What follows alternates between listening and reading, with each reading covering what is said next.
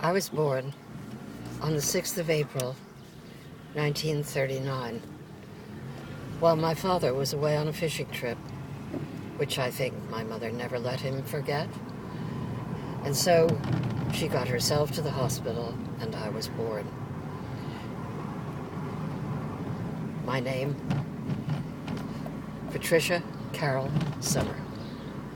Patricia means well-born, and I think that's what my mother wanted for me, to be as though well-born. My parents were born in New Jersey. At least my mother was born in New Jersey. My father was born in Manhattan, but his family soon moved to New Jersey. They were, on my father's side, the children of immigrants. On my mother's side, her parents were born in Newark, and it was her grandparents who came from Germany and had a little farm in what was then a very, very quiet little place, which became the city of Newark.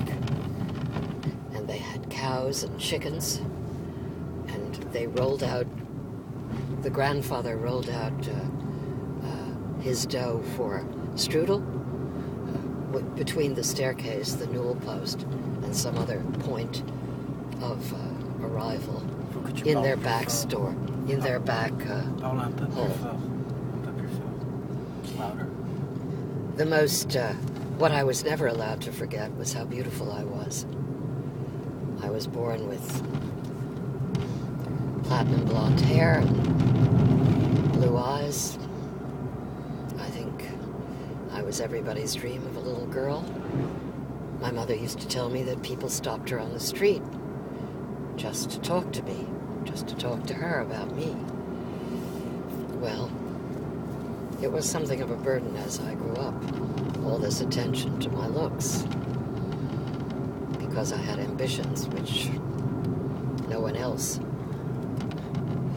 seemed to know about. When I was 9, we moved from the city of Newark to our house in South Orange, and that was the beginning of an adventure for me.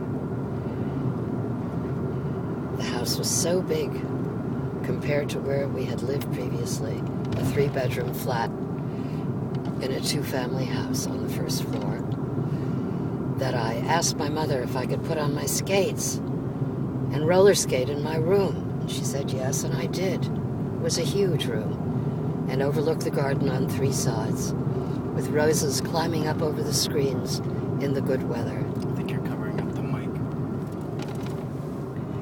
In that room, I received my friends in the neighborhood, who would all come and visit me, and it was there that I began to write at the age of 9, moving quite easily from reading to writing, identifying with the author, not the characters, figuring out how the author figured in the account that I was reading. And my father used to police the house and see my light on and come up and tell me I'd better turn it off and go to sleep.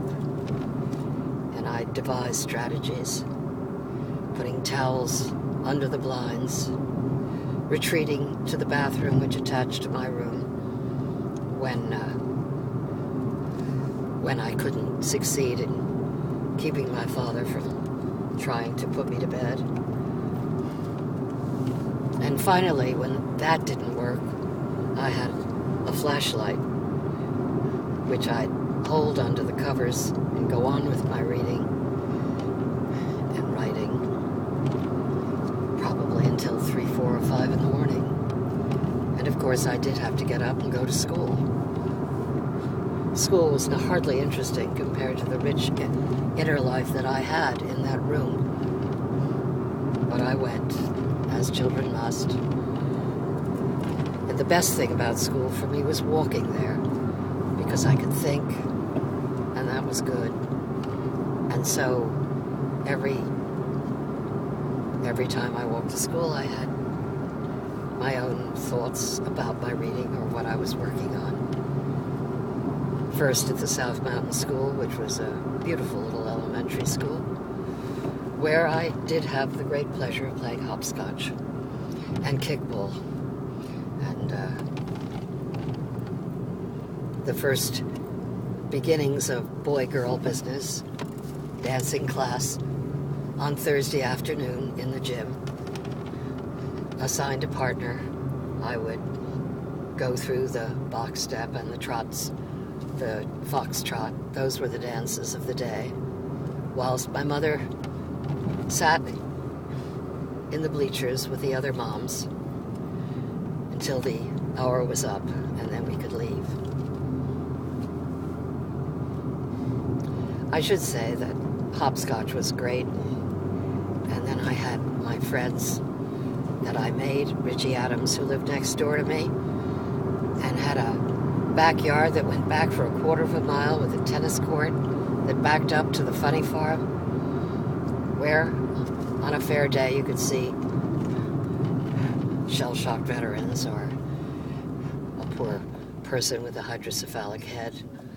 Anyway, this gave an element of mystery and interest to my days. He had a tree house, we spent a lot of time there, and he had a pirate ship, which we used to play in, and there was a track running all around his garden. And his father, who was an international corporate lawyer, brought him cars from Germany, little diesel cars, and we used to race around the track on those diesel cars. And then there was Juddy Hip, he lived around the corner, and Timmy Timson, who had a little log cabin in his backyard where we used to have our meetings and sign pacts in blood. This was, you know, the big adventure. Or digging in the dirt and finding arrowheads in the back garden. Well, I grew up, people do. I went to college. I had read in all the college catalogs, and I picked out this school called Bard. And my parents my brother talked my parents out of letting me go there, because he had read an editorial in the Harvard Crimson which referred to Bard as the little whorehouse on the Hudson. And so I went to Carnegie Mellon, where I was a dramat. I was accepted before everyone else. I had lots of talent. I did speeches from St. Joan. I don't remember what else I did. Oh, I probably did something from Tennessee Williams, like he was a boy, just a boy, when I was a very young girl. I had lots of imagination, so I could really put on a show. And I stayed at Carnegie Mellon for one semester, and I had a great time. I had a wonderful teacher named Gladys Schmidt. She was an historical novelist, quite well known. And she and her husband took me up and took me to see the Bolshoi and the Budapest String Quartet, and whatever was exciting going on in Pittsburgh at that time, I went to see with them. And when they had parties, I was invited. And it was Gladys Schmidt who encouraged me to go to Bard. She was friends with Ted Hoffman, who was the head of the drama department, and she gave him a call. And then she gave my parents a call. And before you knew it, the second semester, I arrived at Bard. I had a single in the mansion. Oh, and I forgot to mention that I brought my two pals from Carnegie Mellon with me, Arlene Gould and Barbara, I forget her last name, she was talented. And they were roommates, and I had the single. And then my life began. And you had a cat, right? The great fun was going down the road and dancing and coming back after curfew and hiding in ditches when John Bard, the night watchman, passed by so as not to get caught, and then we'd climb in the window. And it was all very exciting and probably unnecessary, but that's what we did. And didn't you have a cat? That was later. This was my freshman year, and I was living in the mansion at Blythe, which was called Blythewood. and it had belonged to the family that owned the Chase Manhattan Bank, and had wonderful formal gardens and lawns terracing down to the river, and wonderful paths that you could access along the waterfall which flowed from the Saltgill River down to the Hudson, a little tributary. And beside that waterfall was the swimming pool where I went as soon as the weather permitted, and that was a great place. It was there I met Saul Bellow, down by the swimming pool, and we got to talking and began to exchange visits. I was by this time hooked up with my professor, and I've skipped a whole lot that happened at Bard. A whole lot. The most dramatic All right, we can part talk of about which- Bard as a whole separate chapter, if you would like.